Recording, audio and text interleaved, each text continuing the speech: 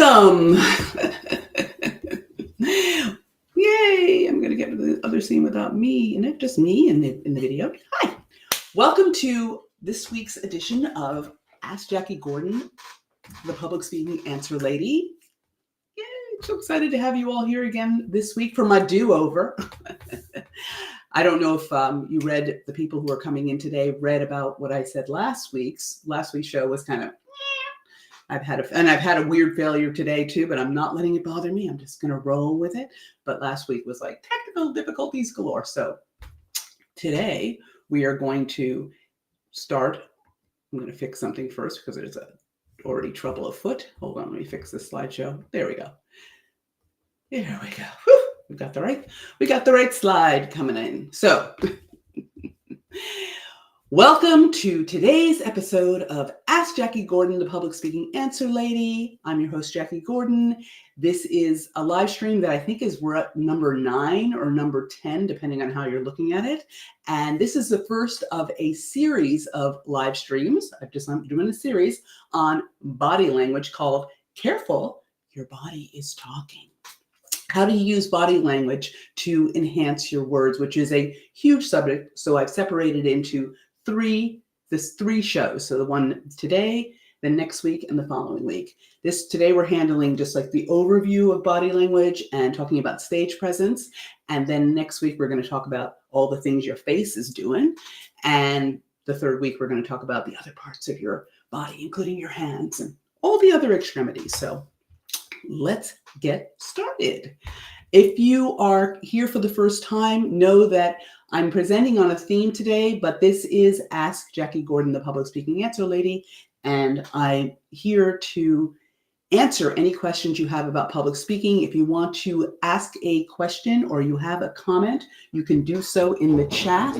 I realize I'm not wearing my headphones and I'm not sure if it really matters, but it probably makes my hair look better. No, just kidding. So I'm going to put them on. I don't think anybody's really talking to me, but at least I can hear the computer. So let's get started. So the way it works is that I'm going to go through a slideshow and talk about body language. And if you have a question, you can just put it in the chat from wherever you are. Know that if you're chatting to me from certain platforms, because this is streaming over YouTube, LinkedIn, and Facebook, my private Facebook, my personal Facebook, if you chat to me, I may not be able to see your name. So if I don't see your name, I apologize, but I will ask you if I see some sort of mysterious person come in without a name. Let me bring the chat in over the side of this thing. Just set it up properly like. And yeah, so I'd love to hear from anybody who has any questions about public speaking, anything. It doesn't have to be related to body language. It can be anything. So ask away. But in the meantime, I'm going to lead this presentation on body language. What's your body saying? Body language. We're always talking. So let's move on.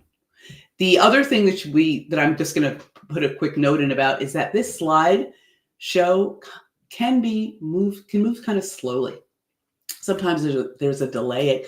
I think I fixed it, but if it seems like I'm hesitant to speak, just know that I'm waiting for the slide to show up. So the power of body language and deliberate stage presence is the subject for today. And we're going to say, what am I saying?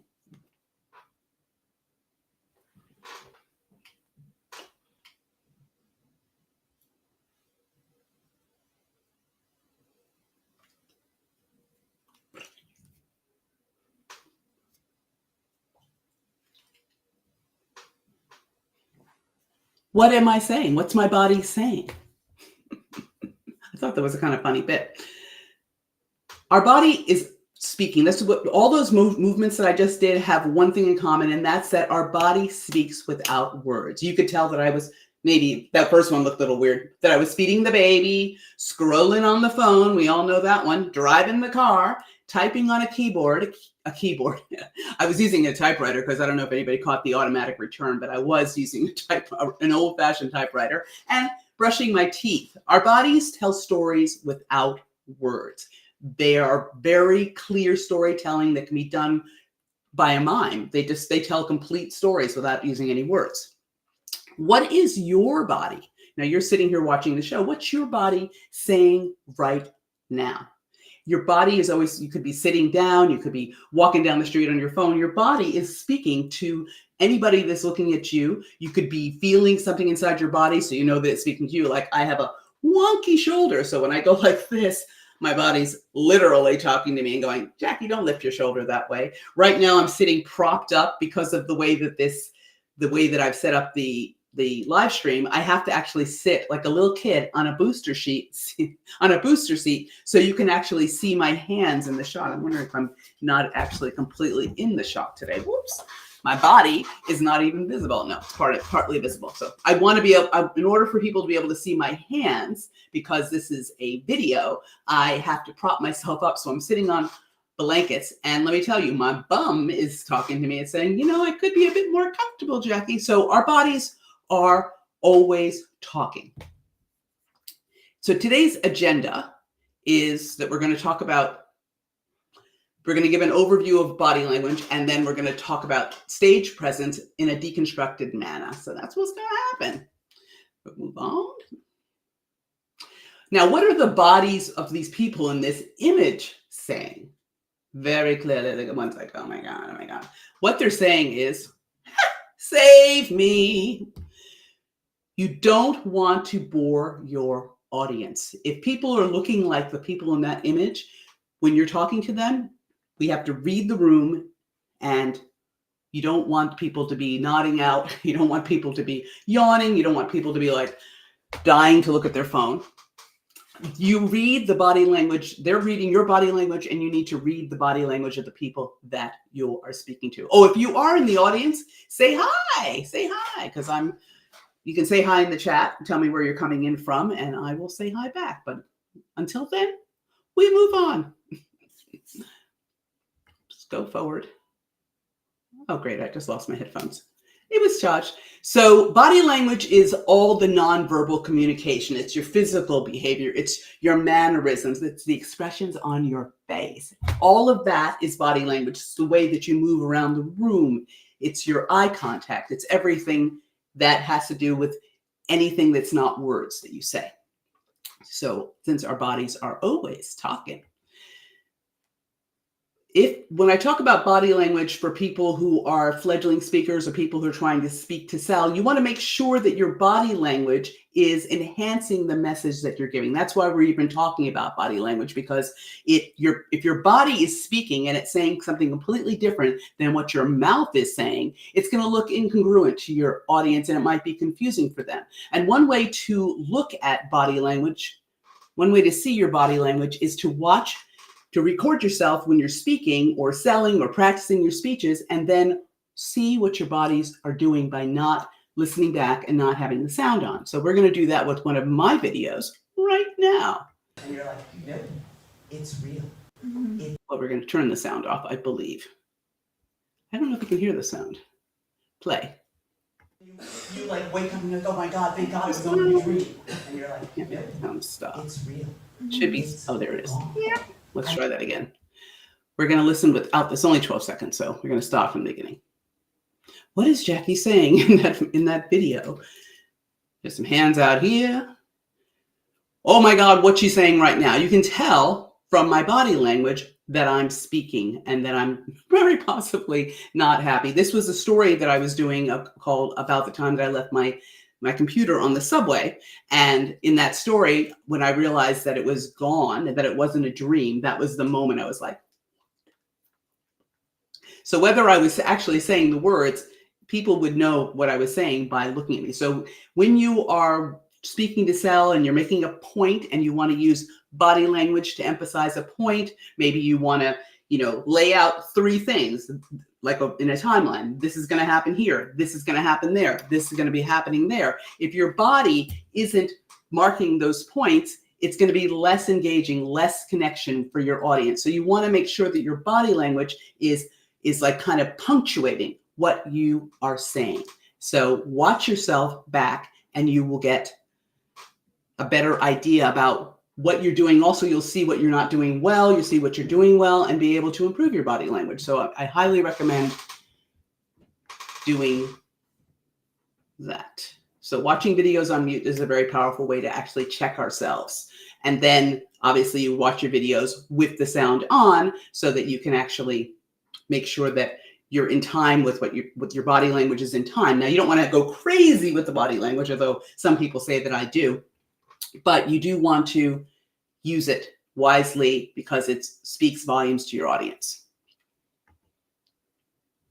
So like I said, our bodies are always talking. Even when you don't want to be, even when you're trying to be cool, like sometimes you're trying to be cool and then your body is saying things and people are reading you and you're trying to be neutral. I think I was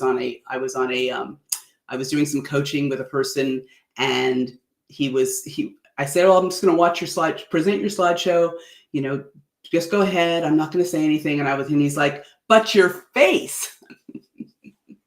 So be careful because your body is always speaking. And when you're giving feedback to people, you want to try and have more of a deadpan look so that you're not giving up what you think they're seeing. So be careful. Be careful because your body's always talking. Shh. It's hard to shut it down. Your body never shuts up. My body never shuts up. It's even hard for me to like make it shut up. It's like, stop moving, Jack. But it's better that it's moving, as you're going to see in this series, that it's actually better that your body's moving than not. Because no one wants to talk to someone who has no arms and is just a voice on a screen without any facial expressions or interesting things to look at. It becomes very boring. So use your body language, folks. So what's the story in this picture? They look pretty happy. They've met on the street or they're having a conversation. He looks very happy to see her. She looks very happy. Their body language is very open and, kind of comfy. They might be interested in each other. We don't know the story, but we make up stories when we see people on the street or we see people across the room and their body language is weird. We make up stories about them. What about these people? Now that could be a little bit more of a contentious kind of thing. They could be ready to rip each other's faces off or maybe go at it with each other. I don't know. We don't know, but we know that we're reading when we see these pictures, we're actually reading into the picture. So that's interesting. So don't think that if you're doing something that's incongruent on the stage that the audience is not going to notice. We always notice body language. I live in New York City, so I'm on the subway. You're watching body language. Even if you don't realize you're really doing it, you see who's around you, you see what they're doing, if they're acting, if there's like really fast movement out of the side, if you're like, ooh, watch out for that person. You never know. I had a guy who completely accosted me on the subway a few months ago. He was sitting calmly 1 minute and then next minute he was yelling at me and telling me he was going to, cause violence upon me. And I hadn't done anything to him. So obviously there was something wrong with him. But, you have to watch out around you, especially in New York City, because we're so close to each other. You watch people's body language to make sure that you're safe. So stay safe out there, folks. But the other interesting thing is what's your body say? So I was thinking about when you're walking down the street and you run into someone that you like, what's your body saying? When you see somebody you want to see, you're like, hey, you run over, your body's probably open, your arms are wide, you might just give them a hug, your face is smiling, your shoulders are relaxed, you feel good, you're talking to them. That is what your body might be saying. But what happens when you run into someone that you don't like? Well, I do this thing where I pretend I'm invisible, first off. So sometimes I'm just like, I tense the whole body up and I keep my eyes forward and I'm hoping that they don't actually see me.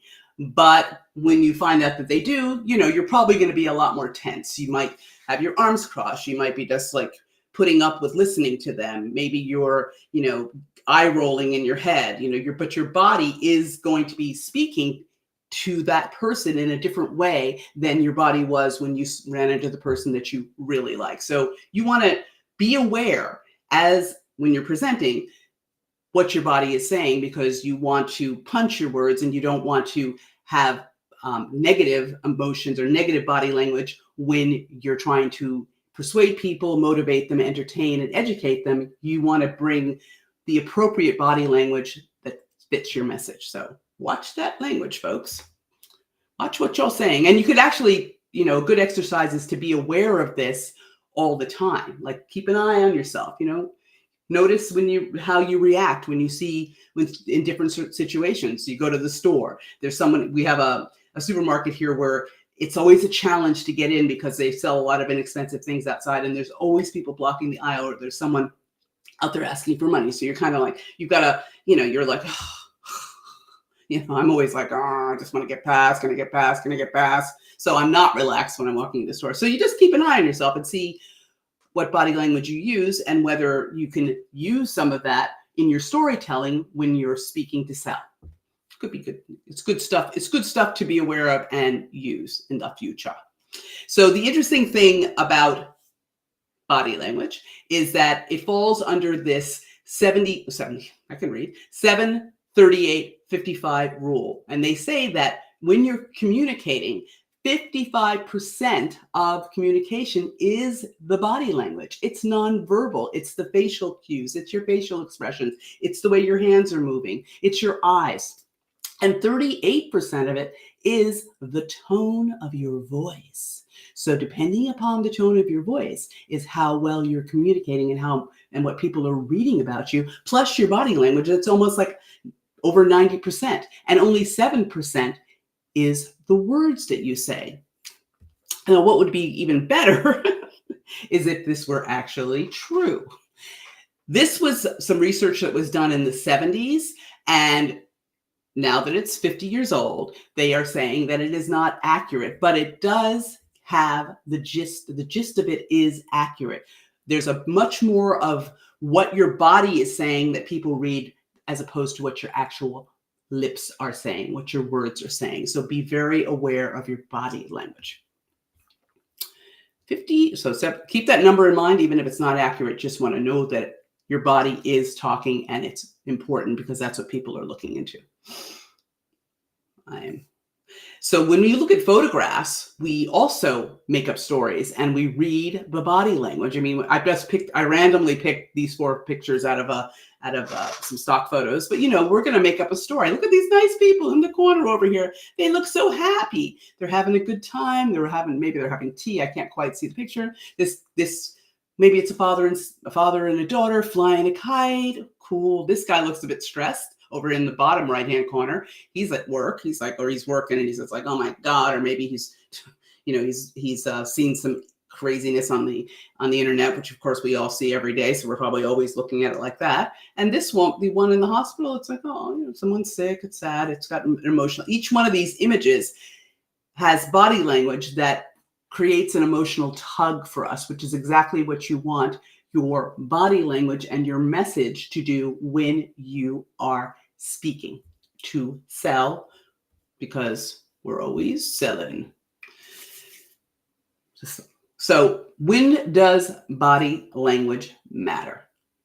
All the time. It always matters. It's a matter of when you actually, the first thing that people see when you get on is you. So from the second you hit the stage, that's when your body language matters because it feeds right into your stage presence. And what is stage presence? Stage presence is the ability to command the attention of an audience by one's impressiveness of one's manner or appearance. I don't like to think of it that way. I prefer to think of it as it's the feeling you create. Oops, my slide went wild.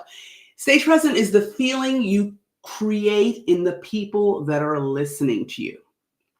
The feeling that you want to, you're like so imagine that you're kind of like a flame. You get on stage and you're like a flame. You're burning up, and that flame, it sparks. It's like a flame, or maybe it's more like a bright light that actually, or maybe it's more like a sparkler. So when you're a sparkler and you come out on stage, those sparks are going to create a reaction in the people who are listening to you. That is stage presence. That's being deliberate about the reaction you want to cause and the feeling that you want to create in the people who are listening to you. When an audience is sitting waiting for a speaker, they have anticipation, they have hope, they don't want to have their time wasted.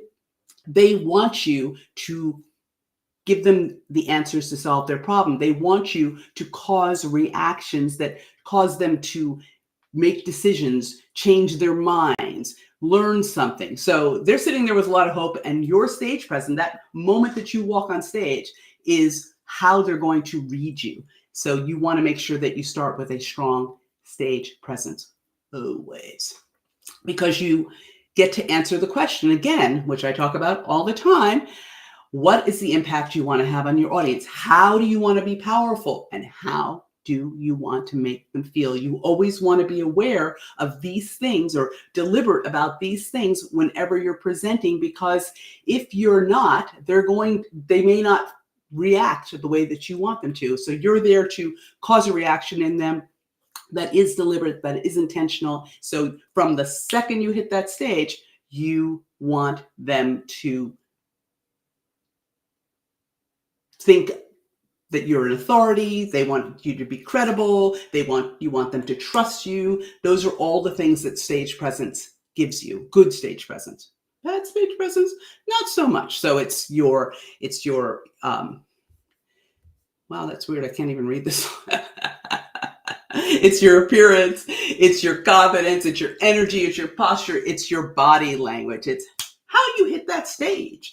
You know, you want, and it has to be appropriate for your audience. You know, it's not going to be the depending upon what your audience wants, what they expect from you is also how you are deliberate with your stage presence. You know, if you're going to be presenting to, you know, heavy metal rock audience appreciators, it's going to be a different vibe. Or maybe wrestlers, it's going to be a different vibe than, you know, the granny club or something. You know, you want to be appropriate with your stage presence so that it meets the expectations of your audience. And there's a bit of layers in here. So because everything, as I always say, is for your audience, and it's all there to deliver the gift. The gift. The gift, again, is the thing that you are giving your audience. It's that pearl of wisdom. It's the how to solve their problem. It's the words that are going to inspire them to make a change in their life. That I like to consider what you're saying, the thing that you want them to walk away with, as an actual gift that they can use to solve their problems in the future or take their first steps. And I like to think of it as a gift, because it takes some of the pressure off the speaker, because everyone likes to get gifts. We all want to get, I want gifts. It's going to be my birthday next week. I want gifts. Everyone wants to receive gifts. So when you think of what you're saying as delivering a gift, as opposed to selling or trying to push people or trying to influence people, it takes some of the pressure off you. And then if you also think of it as a gift, you want to make sure that you're giving them something that they actually want. You want to give them something of value. So it also, in addition to framing it as a gift, it makes it easier for you. It also makes it clear for you that whatever you're saying to them better be valuable to them, or else you're going to lose the audience. So you don't want to deliver a gift that nobody wants. You don't want to deliver a gift that is useless. You also don't want to deliver a gift to the wrong audience. Oh, I've got a gift for the heavy metal rockers, but it really would be more appropriate for the granny club. You don't want your gift. You want your gift to be, you want to craft your content. You want to craft what you're going to say so that when they receive your message, they're going to be like, oh, wow, that was super helpful. I really appreciate this gift. So that's why I like to frame the gift, because the gift informs the get. What you want from your audience, the gets. This is so slow, this thing. It's like, I am waiting for the slide to forward. Next week, I'm going to try a different way of doing the slideshow with a different setup, because this one is like watching the grass grow. So the gets. So the gift, I talk about my strategy for how you sell as a speaker and how you get paid as a speaker, or whether or not you're selling from the stage, it's called the get to the gifts to the get. So if you start off with how you want to be powerful, what you want from your audience, then you devise what you want for your audience, then you devise a gift so that they get what they want. You want to make sure that they get this gift, and you also want them to do something for you as well at the end. So you could be getting paid perhaps to speak to them by another entity, maybe at a conference, and you know that you have this problem that you solve for them, and you want to make sure that it's exactly what they wanted, and they're going to be appreciative of it.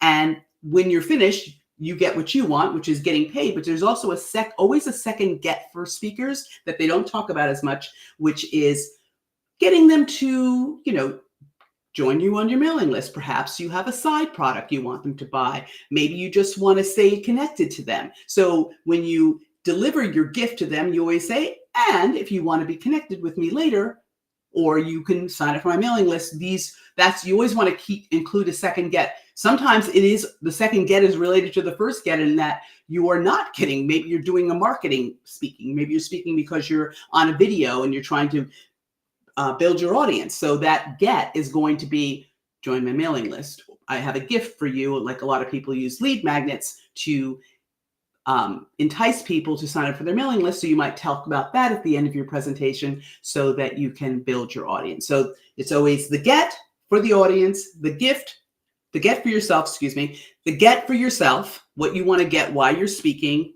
how you want to be powerful, what your goals are, and then it's the gift for your audience, what you want them to walk away with, what you want them to, the first steps you want them to take in their future to solve their problem. And then you want them to get that gift for themselves, and then you want them, so there's a call to action at the end that you want, this is how you're going to take that step. And then there's like, hey, join me on my mailing list, or get into my Facebook group, or I have a membership community. What's the other get for you? So that's back to stage present. It informs the get, the strategy, the package, the stage present, because you're always selling. There is no one who stands on a stage that doesn't want something. I've racked my brain about this, and if you found out that there's something else that people want besides sales or influence, let me know, because it usually comes down to selling something or influencing people. Perhaps you want people to vote for you, but that also ends up with selling. You're selling yourself to them, and you're probably going to profit when people vote for you. So there's no point at which it doesn't come down to you wanting to profit in some way from speaking, but you've got to be clear about how you want to profit, because that's going to lead the path to actually being profitable. So, but we're always selling, folks. Always be selling. Obviously, what are we selling? Our products and services. I should have had that slide faster, but yeah, so we're selling our products, our services. Some of us are selling ourselves. We could be speaking to sell for our company. So maybe we already have a job, but we're doing presentations where we're trying to get more business. So, but it always comes down to sales or influence or both. So if you have a strong stage presence and a weak message, say like you're like, ta-da, I've got, you're all charismatic and you hit that stage, you look fantastic, you're full of energy, but you don't really have anything to say, you're probably going to have a confused audience. On the flip side, if you come out and you're kind of mamby-pamby and maybe you're nervous, or you're talking, you're mumbling, and you're not really hitting that stage, and you're not really connecting with the audience. Maybe you're like reading. I'm going to use my did I tell you that my right before the show tonight, my what is this, trackpad decided it wasn't working anymore. That was fun.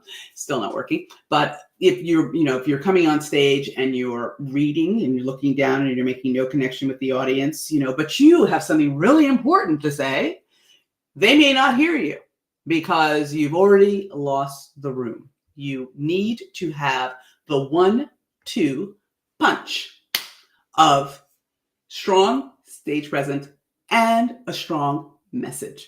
Anything else is going to have weakness in it. Oh yeah, weakness. Is that like a pun? That's not really a pun. It's going to have weakness. It's not going to serve you. So you want to make sure that you show up and rock that room and have something of value to say to them that's going to give you that 1-2 punch.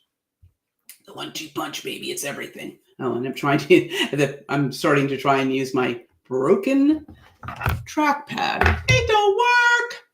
So this is, I pulled a few pictures of me. I do storytelling. I've done storytelling. I've done it in a while, but I used to perform at storytelling shows. And just to give you an idea of what, my body is doing, it's always doing something. And this is storytelling, so it's not, it's a different kind of speaking. It's just speaking to entertain as opposed to motivate or persuade. But you see, I got the arms up, I got the fingers up, I got the hands. It's all very dramatic. But people remember the stories. I've had people come up to me years later and be like, oh, I love that story. I love that story. That was a great story. So, the hands speaking. So at this point, I'm going to, I hope it didn't disappear. Oh, it did. Oh, it did.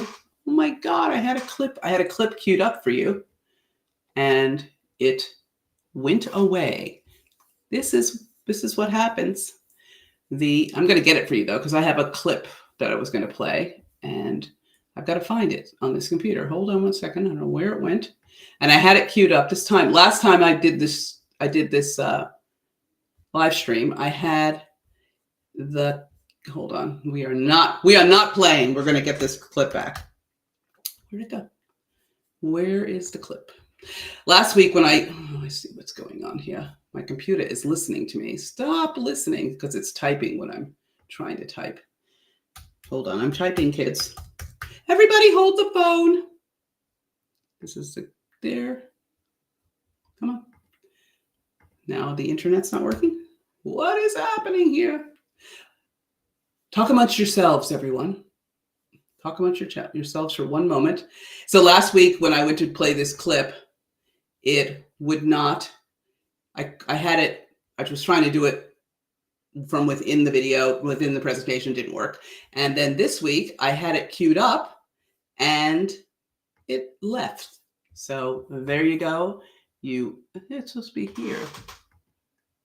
Oh, well. Okay, this is the clip is coming. Now I'm going to see if I can get it to, I've got to put it in. I'm not having technical failure again. I'm going to make it work. I'm making it work, y'all. I'm going to pick this piece up and I'm going to share my screen. I got it to work. So this is a clip when I was on Arise and Shine, a television show that's no longer happening. But I wanted to talk about my body language. But I thought I'd start off with starting the clip from the beginning and keeping the sound on for a second because it's cute. Holidays, please eat the tree, said no one ever you guys can hear before. it. Let me know if you Unless can your hear it. tree is trimmed with shrimp for your lucky guest. But I wanted to look at my old body language. I don't remember what year this is. The best thing to happen to Christmas. It's lots of fun to make for the whole family. And we all get to feast on your creativity. Let's pause that, turn the sound off, and then we're going to take a look at how my body language is. Let's move it up to see me.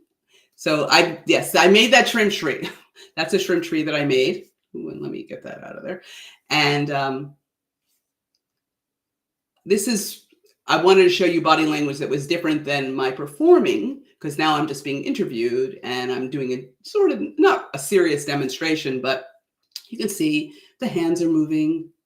I'm wearing the hilarious diva necklace that I've put together. But the body language is pretty chill. I'm gonna, she's smiling. She looks happy. She's certainly rocking that pink dress because that pink dress was everything. I bought that at Loman's at some point.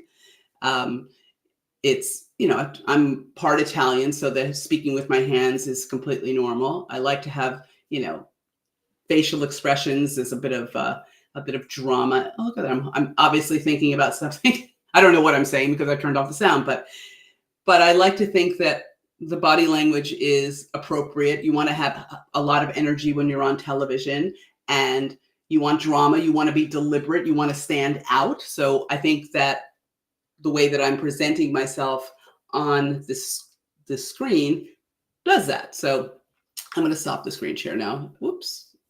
And we're going to go back to the slideshow. Although, do I have to stop the screen share? I'm experimenting with something right now, kids. I'm going to go back to here.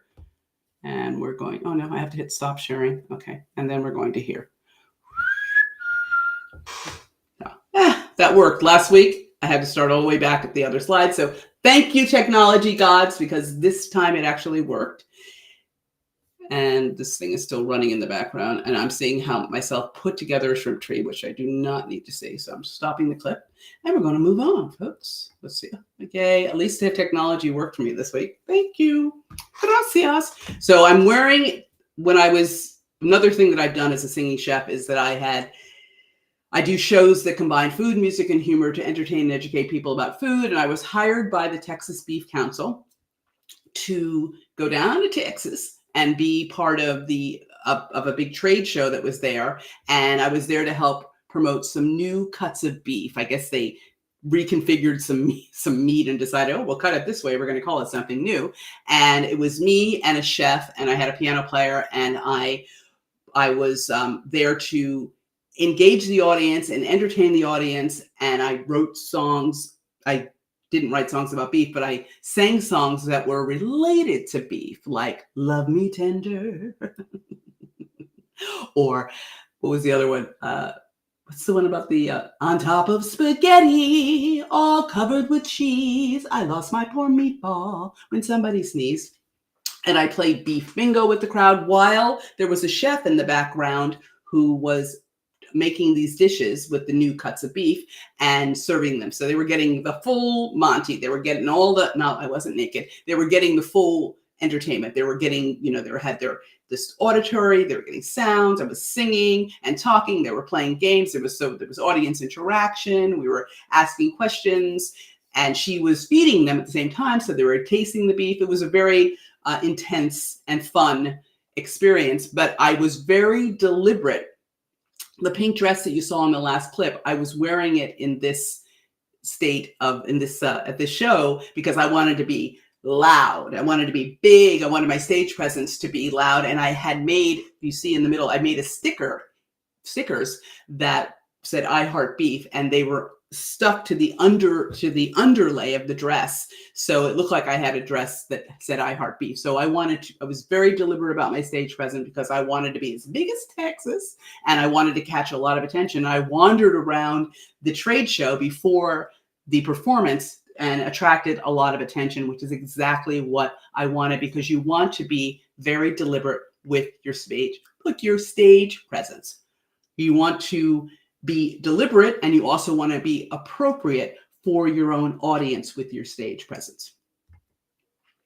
And I was, because you want to make a solid first impression, because that's that same thing that I was talking about with how to grab your audience's attention in one of my earlier live streams is exactly the thing that you have to keep in mind when you hit a stage or you start your webinar. Maybe you're not on stage. Maybe you're live in front of an audience that is at home or at their office. So you want to make a solid first impression no matter where you're speaking, because you're going to set your authority. You're going to create trust. You're going to set the tone for the event so that you raise their expectations so they know that something good is coming and that you're a person they should be listening to. You're going to feel more confident if you feel good about how you hit a stage.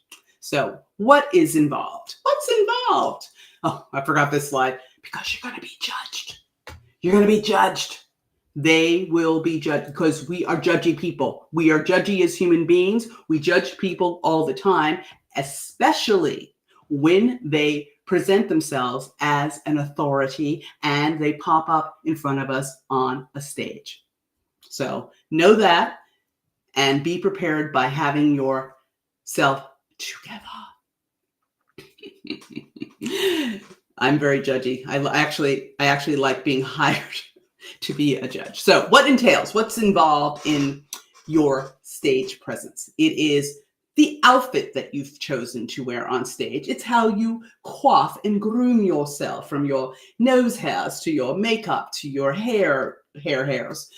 It's how you walk onto the stage. It's the posture you present once you're standing wherever it is you're supposed to be speaking, whether you're sitting on a screen or you're standing on a stage. It's how your face shows up, or how you show up, how your facial expressions are when you get up. It's how your hands show up, and it's how your entire body is moving and in rhythm or not in rhythm for your presentation. It's the whole package, because you don't want to get it wrong. You want to meet your audience's expectations. Like I keep saying, it is important that your stage presence matches what your audience's expectations are. If you're going to be at a clown convention, then it's going to be different than if you're at a finance convention. If you're going to be at a, South by Southwest, is probably going to be different than maybe a hoteliers convention or real estate people. So you want to have your stage presence match your audience, because you don't want them judging you. So when we're talking about what you're wearing, it isn't about looking, it's about looking how your audience expects you to look. It's kind of a rapport skill. If you were presenting to, let's say, the realtors, and you came out in a pink tutu, they may not trust you. They may think, what is happening here? So you want to make sure that you dress like them. You want the rapport they expect to have. They expect you to look like them. So look like them. Unless you're RuPaul, then maybe you don't have to look like them. Maybe if you're RuPaul addressing real estate people, they're going to expect you to be more like RuPaul and maybe come out in drag and look fabulous. But if you are presenting about real estate to real estate people, you do not want to come out in a Bozo the Clown outfit. That's a hot tip. Now, because it could be confusing.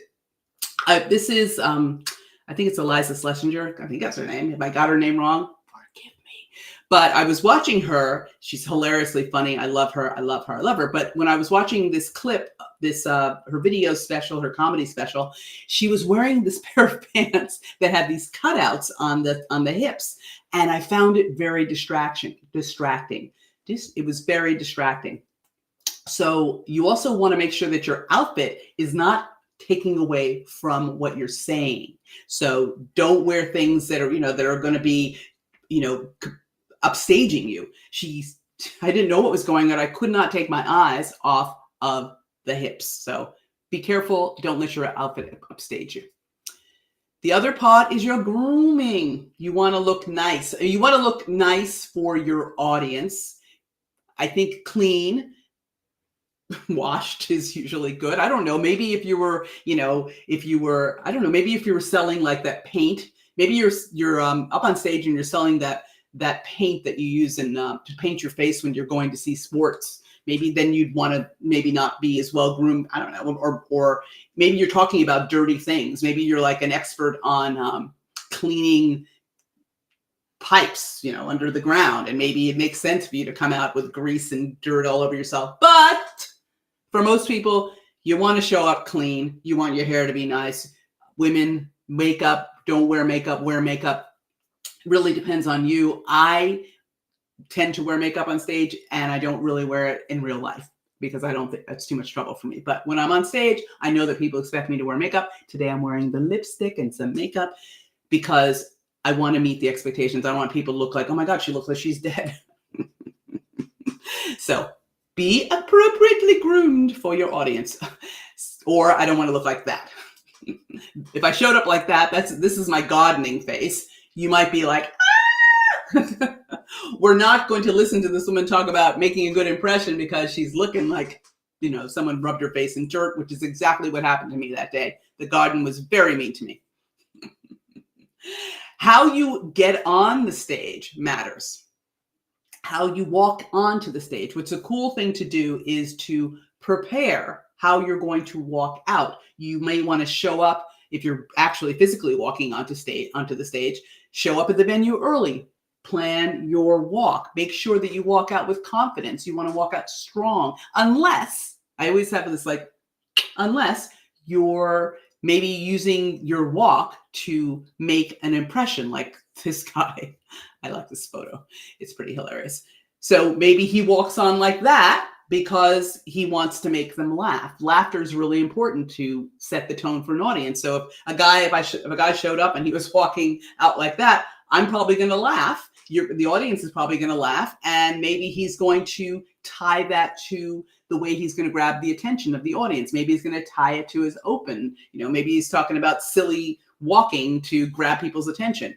He's going to be making a good point, and that walk is going to emphasize his point. So you could walk out and, if you're talking about, I did a speech once where I was talking about eye contact, and I started with my back to the audience so they could only see the back of my head, because I wanted to make the point that if you can't see my eyes, it's not really good eye contact. So you may do something in your walk that is related to the gift that you're delivering your audience, and that's perfectly fine. But generally, we want to walk out and be confident and show our confidence and maybe know where we're going to go, so we're not, walking to the wrong part of the stage. So walk like you mean it. Walk like a man, these boots are made for walking. Also, how you stand when you get there, your posture. I took this icon of a woman running a race. Maybe that's how you come out. You're like, hey, I'm going to talk about running. I'm going to talk about running as an inspiration for being a better leader. I don't know what everybody talks about, but your stance, how you show up, how you stand when you get to the place where you plant yourself to begin your presentation, and that you're not like, unless you're talking about problems with your back. I always want to have room for unless. But if you want your posture to be strong, you want to stand comfortably, you want to feel like you own the place, kind of like this woman in this photo. She's very like, hey, I'm open to all of you. I'm here to help you. She's cool. She's cool. Someone's making a lot of noise all of a sudden. I don't know if you guys can hear that, but I can. So posture, you want to make sure that your posture is good, strong, and open to your audience. And then the face. This could be, I picked the skull because it could be like a Day of the Dead inspirational talk. But you want to make sure that your face is punctuating what your words are saying. And you want your face to be calm, open to the audience, smiling if it's appropriate, maybe, or not. You could use whatever expression. You could walk on and be like, I'm so mad, or my heart is broken. Mostly you want to be up, but I'm picking up, you want to be like, hey kids, let's go. It's a cheerleader. Yay. My face is like all enthusiastic. I'm here to rock your world and help you change your life. I don't know. It could be anything, but you want to make sure that however you want to be powerful, that face is doing the work for you. Your face matches how you want to be powerful. She looks nice, doesn't she? She's got a nice face. She looks actually, now that I'm looking at that photo, she might look a little bit like she's dreamy, but maybe that's what she wants. She's like, I'm thinking about something here. But her face is open. She looks good. She's looking kind of casual. Maybe her audience is casual people. Maybe she's talking to soccer moms. We don't know. But like I keep saying, you want to be appropriate to your audience. Everything is for your audience. And your hands. The hands. Jackie's specialty is hands. You want to make sure that your hands are speaking, moving. And I'm going to talk a lot more about hands in 2 weeks. Hand gestures and why they're so important. But let me give you a quick little tip, is that when they did a I forgot who it was, but the science people or someone did a review of TED Talks on level of which ones were more popular. And the ones that were more popular were people who spoke with their hands. So my Italian ancestors are very happy right now because they're hearing that this hand gesture that came from them makes me a better speaker. So that's good, isn't it? So your hands speak, and you want to make sure that your hands aren't doing things that are annoying as well. You got to make sure they're actually accenting what you're saying and not just, indiscriminately being annoying and getting in your way and maybe strangling you. So your hand gestures are important.